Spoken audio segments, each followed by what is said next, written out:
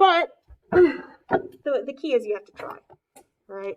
So this was just kind of me seeing where your skills are at with the things that we've already practiced in class, like the analysis. And it was just the sort of like triangle analysis thing. Rather, what?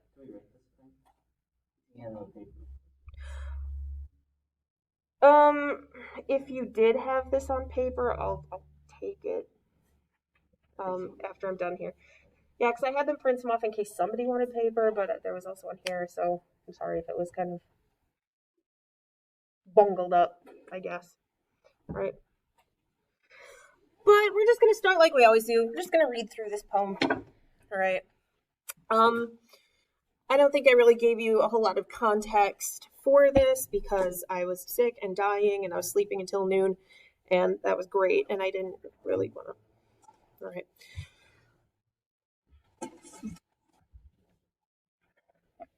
Gentlemen in the back, what's your deal today? You're all like conspiring with one another, not listening. All right.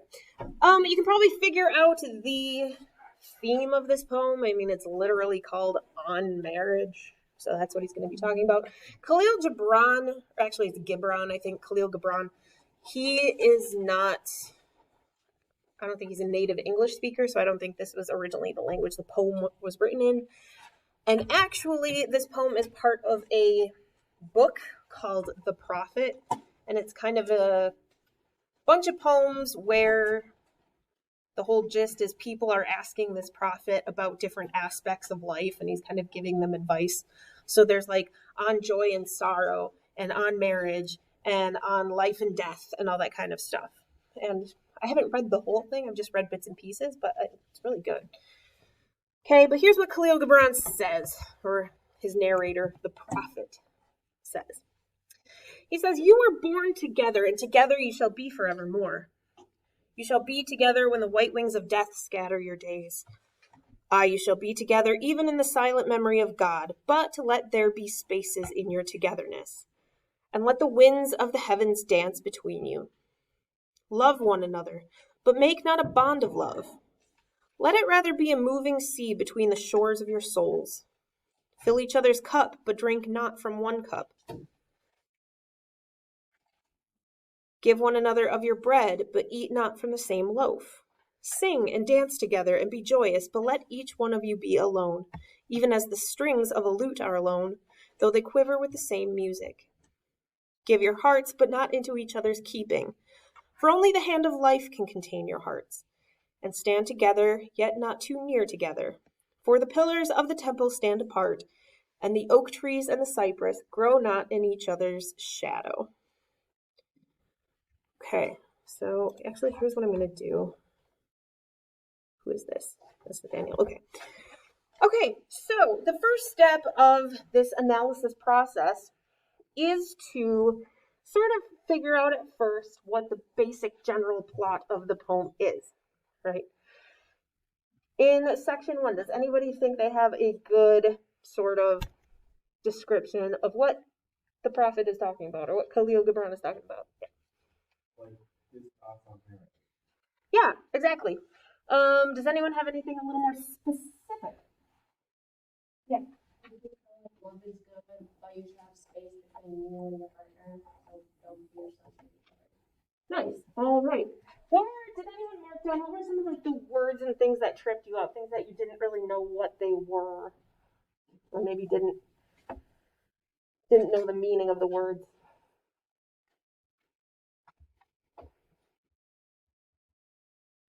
Anybody? All right. This poem is really conceptual, but the words in and of themselves are pretty simple. The only thing I thought people might not know was a lute, but that's just like a little small guitar thing. And it does say that it has strings, all right, so you could probably figure out what they are, all right. But altogether, the words are pretty simple.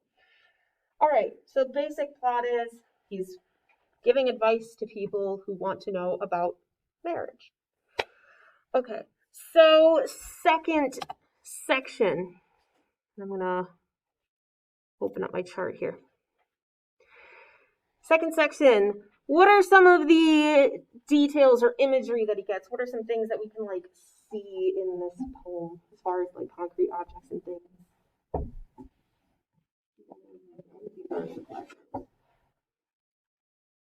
The imagery we have in here, things that you can. Yes.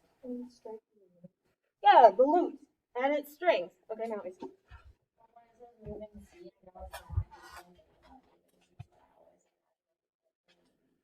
Yeah, I mean, you can like, even though it's sort of a symbol, you can picture this ocean going between the two shores. Yeah, these two trees growing up next to each other. Yeah, the white wings of death. All right. Yeah. Bread. All right, it's bread. Everybody knows bread. Okay. So he's. Did you have another one? Yeah, pillars on the temple. Okay, if you think, I always imagine, even though he's not from Greece, but I always imagine those Greek temples with like the big triangular roofs and the pillars and stuff. Things that you can picture in your mind. Right. So he's talking about marriage, and he's using all of these like imagery, symbolic metaphors for it. So, what attitude does he have towards marriage?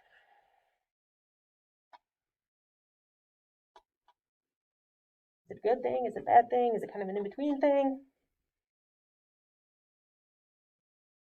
Yeah, Ethan.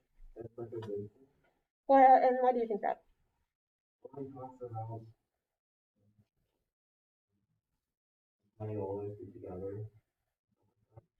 Yeah, he does talk about this togetherness, and he is trying to give advice about it, but it's like a rather very positive type of poem.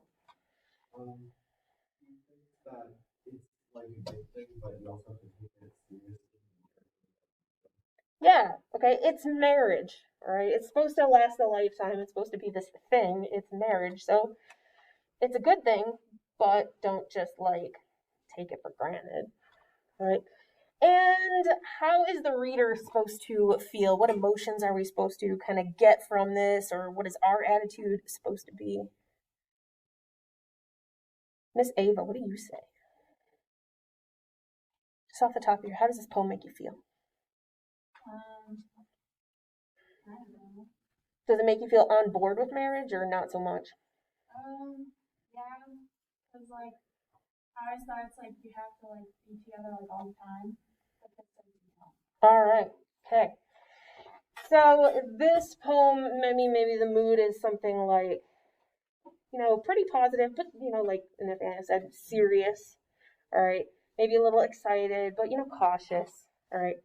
Not that he's trying to give mixed signals, but just like, again, it's marriage. All right. It's not just like, oh my god, my first boyfriend. No, it's marriage. All right.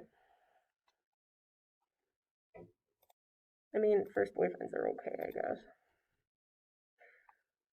All right. Oh god. What did I do? That was too much. Okay, so we kind of talked about how we know the author is, how we know what his attitude is, how we know how we're supposed to feel. So I realized I kind of repeated that question. But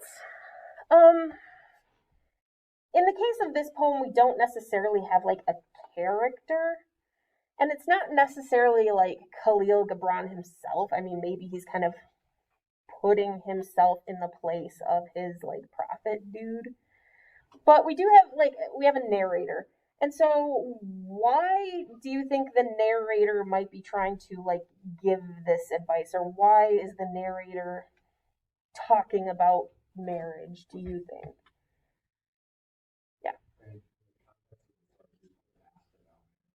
Yeah, okay. So there were a few lines that I did cut out, and it literally says something like, this person came to him and said, what about marriage? And he says, well, this is marriage. And so he was literally asked, so, somebody out there maybe thinks he's some sort of expert or wise about it. And what does the speaker kind of want from the people who would like, what does he want them to do, or what does he want them to consider? Yeah.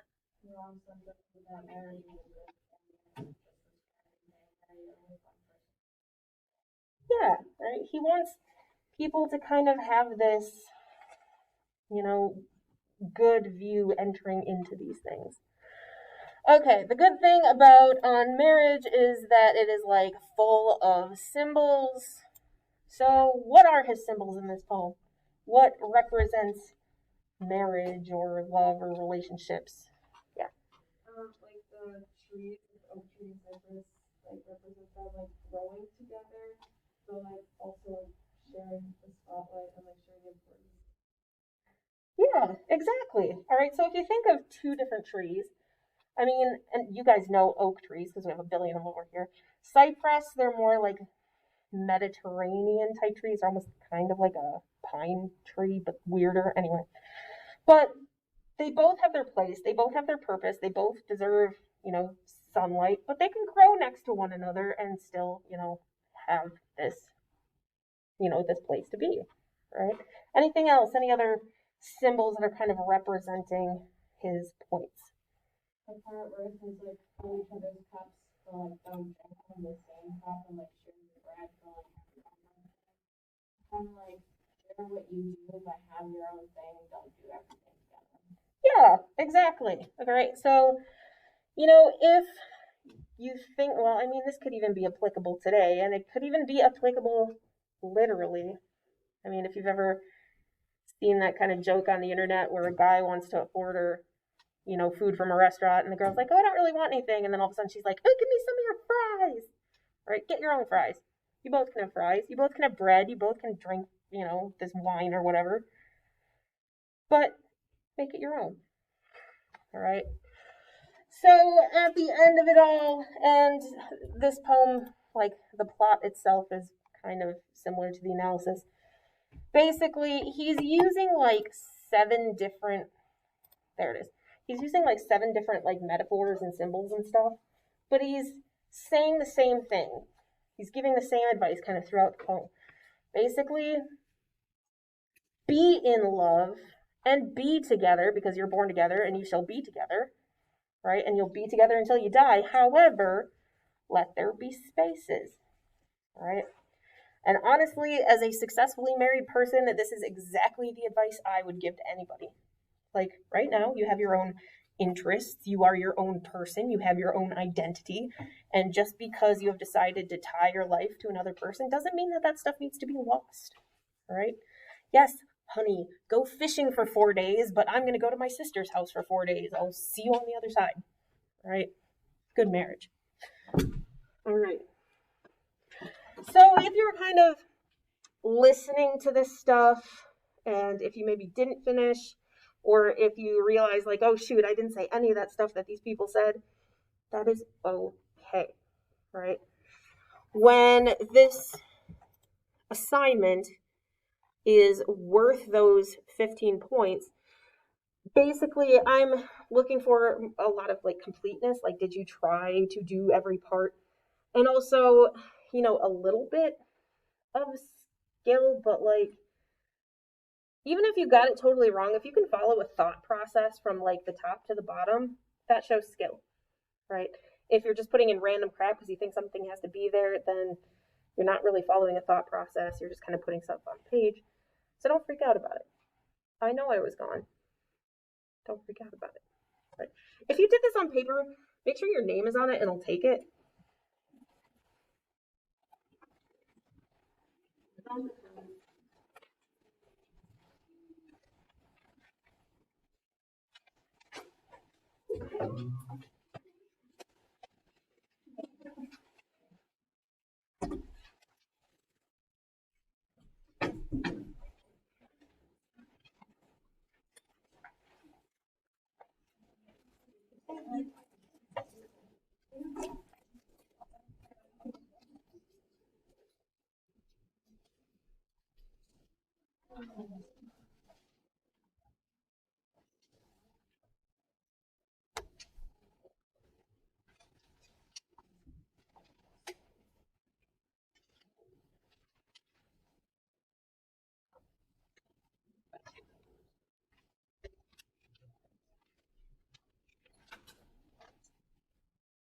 Alrighty.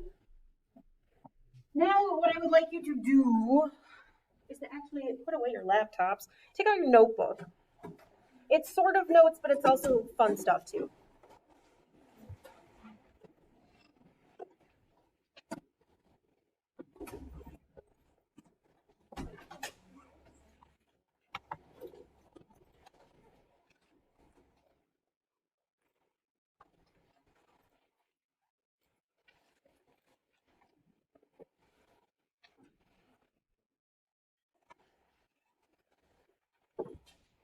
Today we're going to talk about free verse poetry.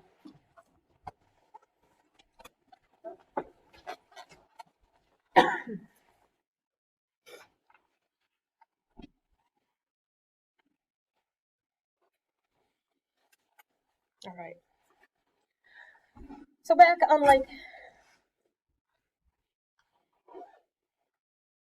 thank you.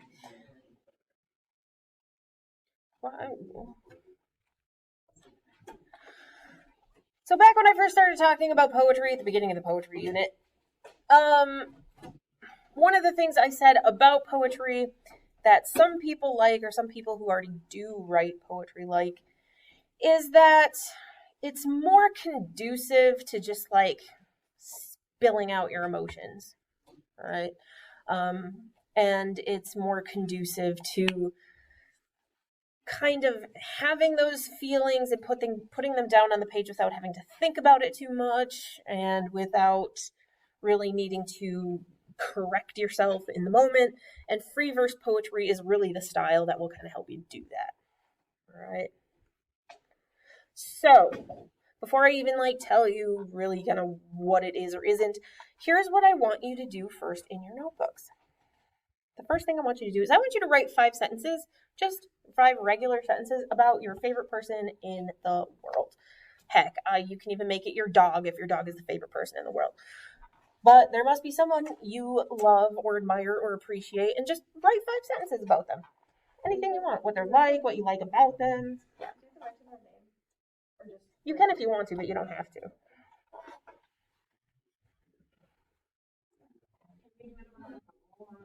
Yeah. Whoever it is that comes to your mind.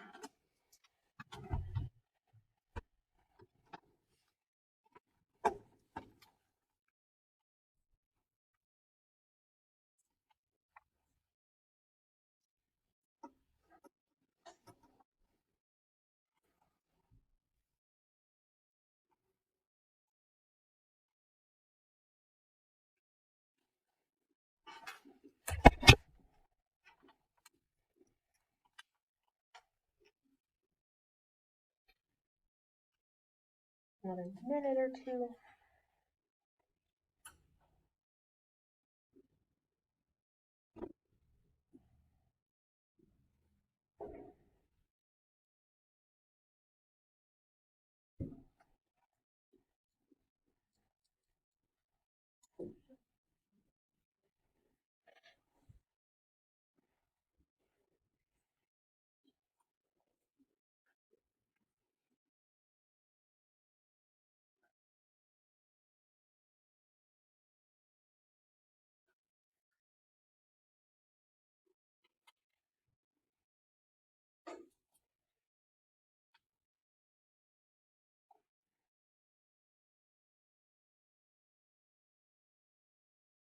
One more minute.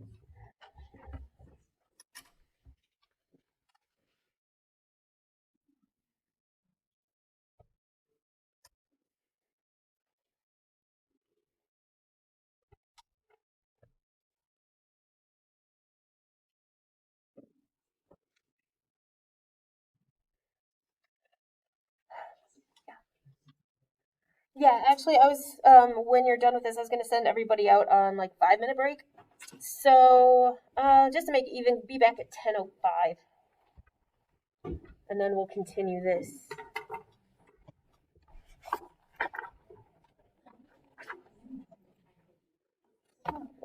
Why?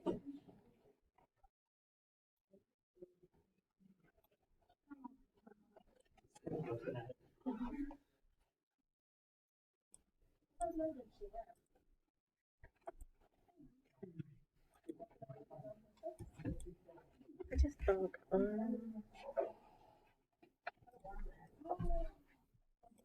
want to. Oh gosh.